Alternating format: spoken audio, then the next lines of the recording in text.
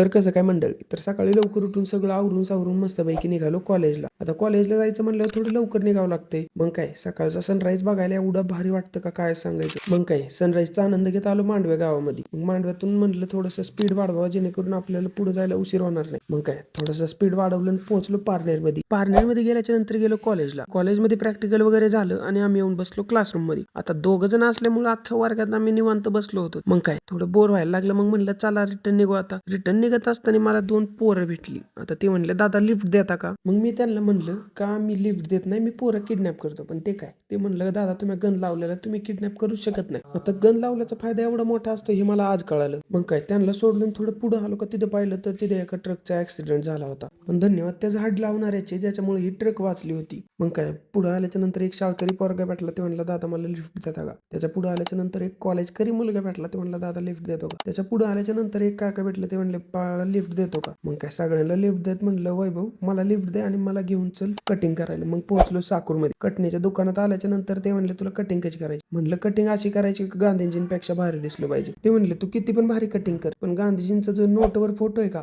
त्याच्यापेक्षा भारी किंमत तुला कधीच भेटणार नाही. त्यांचे हे शब्द ऐकतात मी म्हणलं अरे हे तर 100% खरं आहे. बरं तुम्ही गांधीजी ठेवा बाजूला, तुम्ही कटिंग कशी झाली ते कमेंट मध्ये नक्की सांगा. कटिंग झाल्याच्या नंतर आम्ही निघालो घरी, कारण घरी जायला जर उशीर झाला तर घरचे घरात घेणार नाहीत. मग काय मग म्हणलं लवकर चला रे बाबा. तर आजचा ब्लॉग इथेच संपवतो. भेटू पुढल्या ब्लॉग मध्ये. तोपर्यंत जय महाराष्ट्र.